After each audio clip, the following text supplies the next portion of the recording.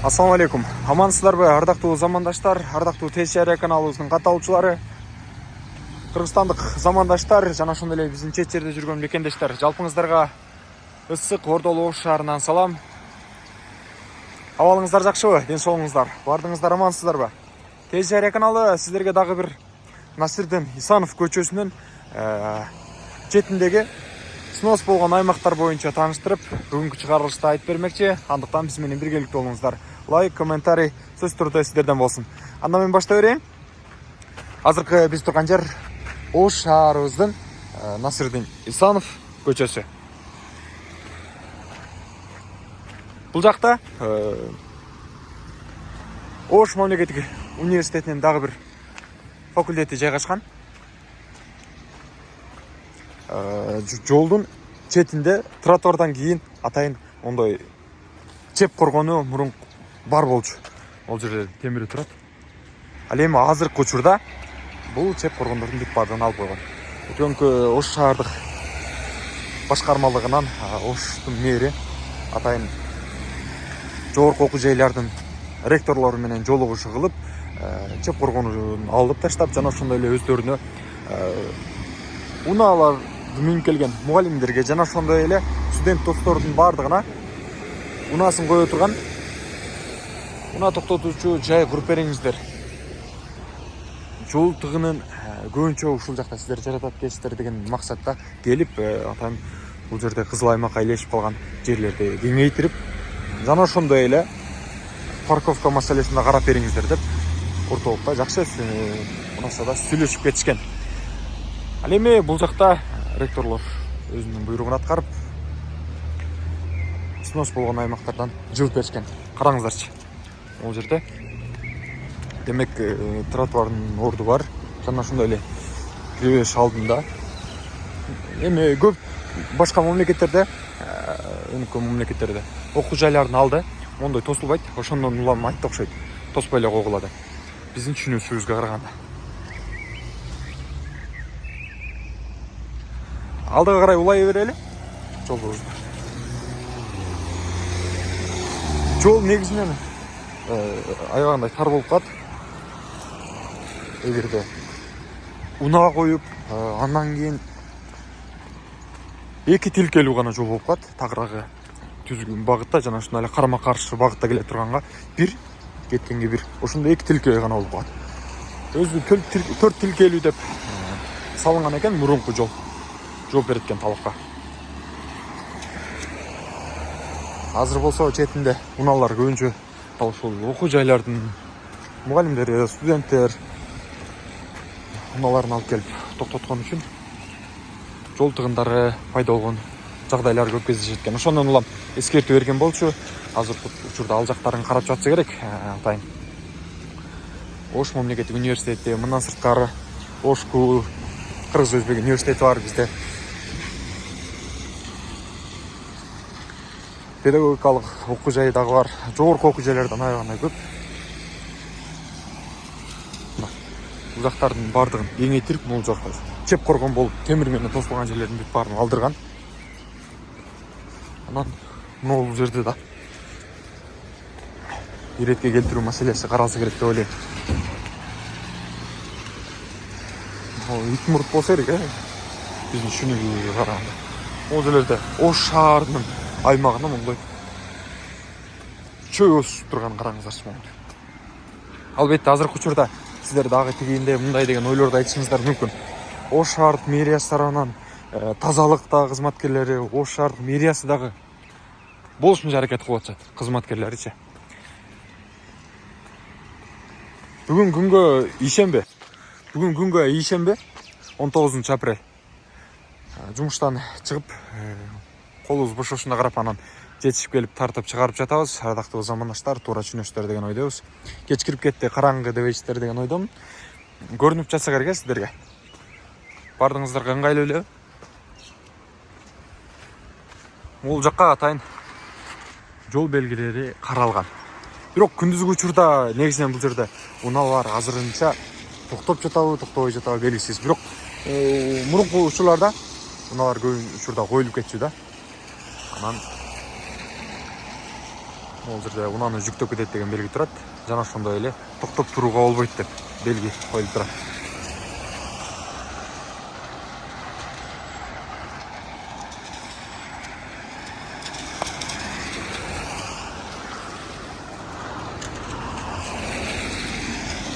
Бул жактардын бүт бардыгын алдырган, каздырып, дээрлик мол электр мамычалар илинип турган.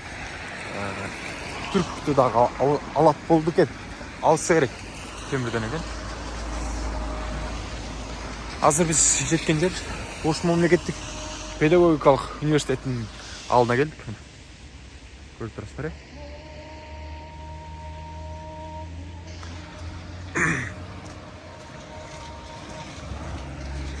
Ол жерде жол өтмөк бар экен. Негизинен жолдун ээндүүлүгү аябагандай бар.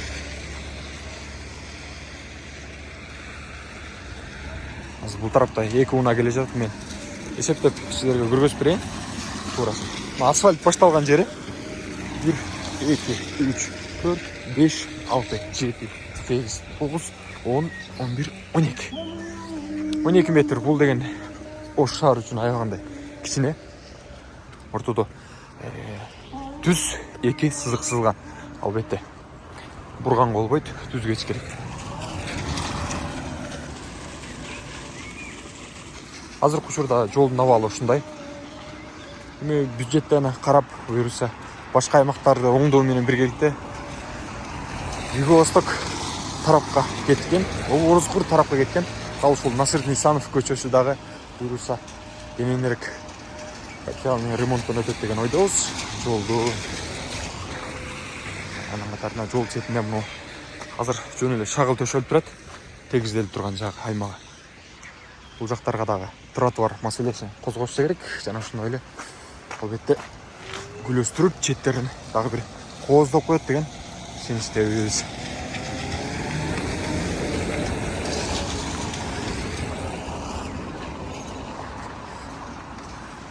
Кыргызстанда дээрлик азыркы учурда кечки саат менен 7ден өтүп калды.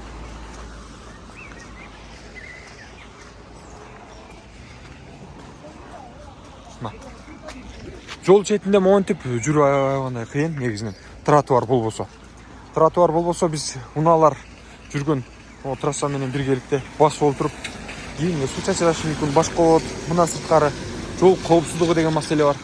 Ал эми жолдун жүрүшүндө катар аялдаманы көрүүгө болот.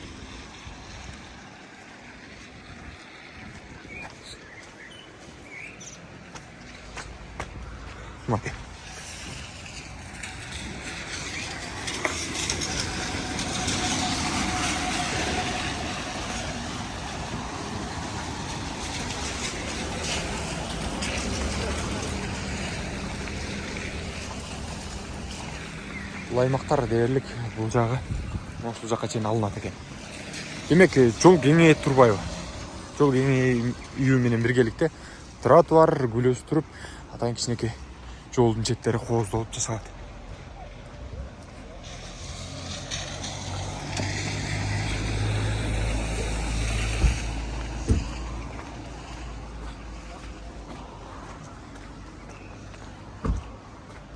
Ош мамлекеттик педагогикалык окуу жайынын алдына кетип жатабыз, дагы бир филиалдын алдына.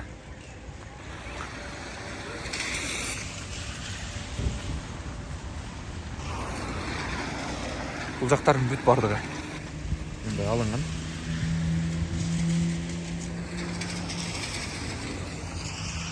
Техника демек бул жерде иштеп атыптыр. Азыр кечкисин убакыт бүткөн үчүн, иштөө убакыты бүткөн үчүн ушул жерге келип токтошуптур. 2 техника ушул жерде иштеп аткан экен. Албетте жумуш жүрбөй жатканы жок, жүрүп жатат. Ош шаардык мэриясы тарабынан аракетти кылып атышат. Мына ушунда да биз ушул нерсени көрө албасак, анда инсандык сапаттан тайып калышыбыз мүмкүн. Албетте кээ бир инсандар үчүн снос деген тема жакпаш үчүн кээ бир инсандарга тартиптүүлүк, иреттүүлүк бардыгыбызга керек да.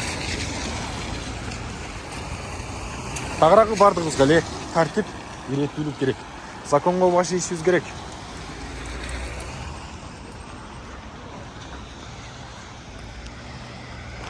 Демек, кейбір окуу жайлардын дагы алдылары монтип тазаланып, алынып, азыркы учурда снос иштери Ордо Улуу шаарында мыкты деңгээлде жүрүүдө.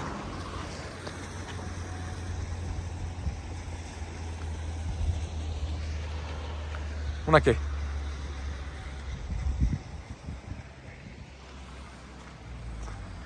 Жарыктык берилди Ордо Улуу шаарына. Көрдүңүздөр да.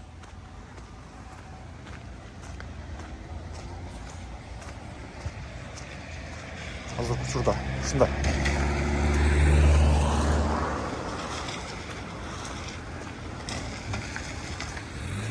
Азыр мен унаа жүрүүчү жолдун четирегинде басып кетип жаткан учурум. Ар жак өтөйүн десем аябаганда ылай экен. Бирок өтүп көргөзүп берейин. Бул жак шагыл төшөлүп тур. Анан трамбовка болнот баягы жанагы оор техника менен алдыга карай басым менен. Спорт оюндары ойнолчу аянтча волейболго атайын түзүлгөн экен. Ошого жакын. Демек, бул троллейбус жүрүүчү атайын Момчан түркүгү менен биргеликте беригирээк жылдырылат окшойт. Биздин оюбузчачы. Антпесе жолдагы деле тыгын бойдон калып кетет. Анан дал ушул көп мекемелер өздөрүнүн ишчилерине, жумушчуларына сөз түрдө жанагы унаа токтотуучу парковка, унаа токтотуучу жайларды карап бербесе абал оор деп айтууга болот. Анткени унаанын саны аябагандай көп Кыргызстандачы азыркы учурда.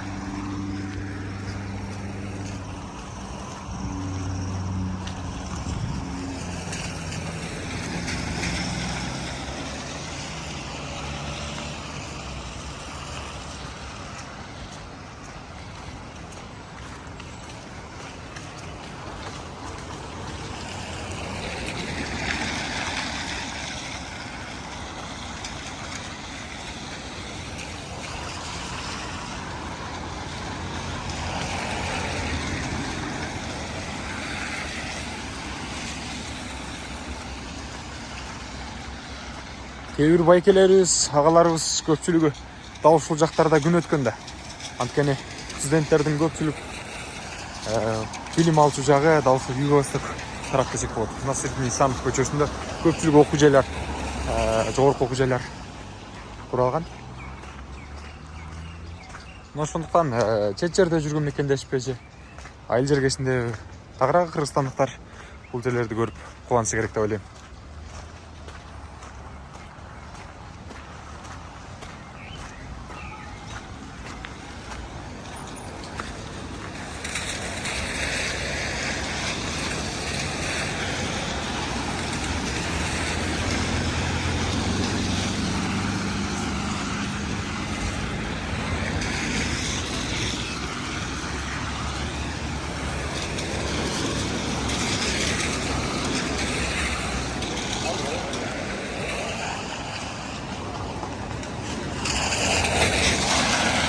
Бул жактагы дал ушул жол кызыл сызыкка чыгып кеткен аймактар бул жерде каралып бузулган. Бул жерде станция бошочу жер экен. Аз убакыттын ичинде тамактанып жылып кетчү жайда ушундай снос иштери болуп тур. Могул жакка чейин кириптир. Могул жерде да бир атайын бир кичинекей көчмө дүкөнчө бар окшойт экен. Ушул жерде снос болуп тур. Демек, бул аймак дээрлик дагы бир ушул жерге чейин кирет экен. Могу катарга чейин. Анан Ордо Улуу шаарынын тургундары жана ошондой эле коноктору, мындан сырткары кыргызстандыктар снос баардык Кыргызстандын аймагында болуп жатат. Биз туура түшүнүү менен законго баш ийип, туура багытта жардамдарды кылышыбыз керек.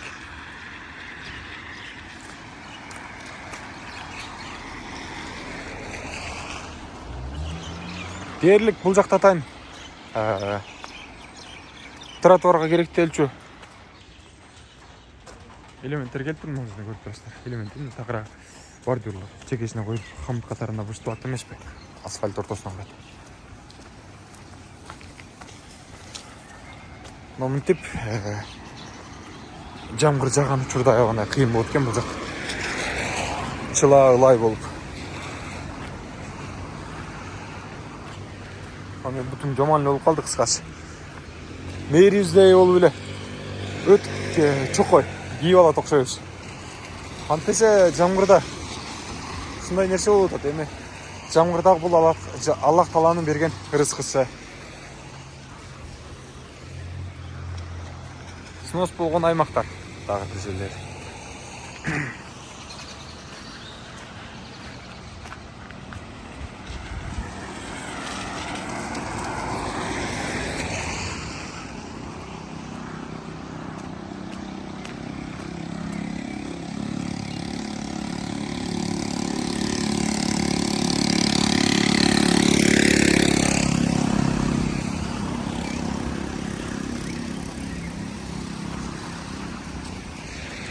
Демек, көрдүңүздөр эми четинде тетиги жерге чейин кураштырылып келип жатыптыр. Тротуар жасалып келе жатыптыр мына. Чекеден, ушул чекеден экен. Тетиги жакта дагы жолду берегирээк кеңейтсе болот. 1, 2, 3 метр. Турасы 3 метр экен.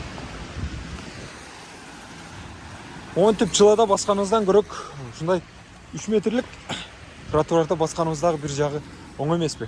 Бул жакта суунун турбаларын оңдоп жатышкан окшойт. Лента менен тосуп коюптур же тетиги жерлерди. Жана ушундай эле жакта эскертүүчү белги дагы турат.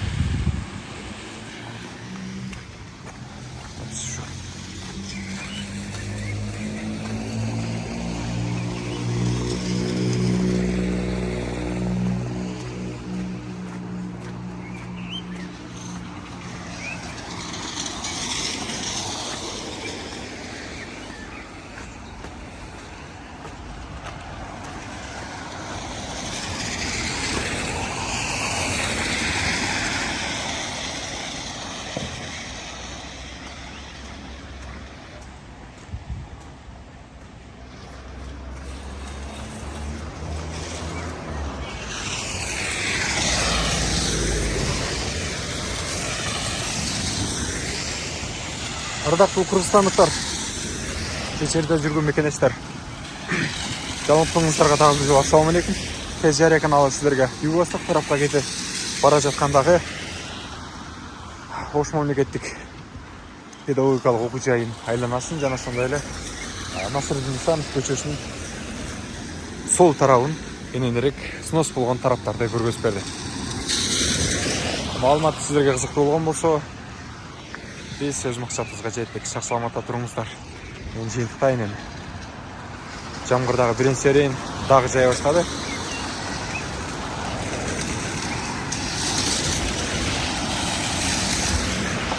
Мына. Бул жактан да өтө албай жайлаш салып кетти. Ох, жамгырды карама.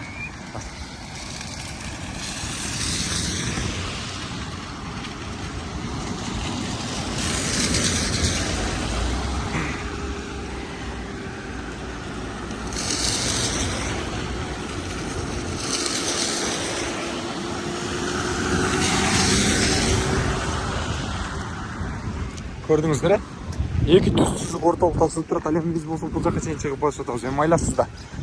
Ош шаарынын курулуш иштери, оңдоо иштери сонун деңгээлде бүткүчө эми эптеп турабыз да. Туурабы? Туура түшүнүү менен. Кыргызстандыктар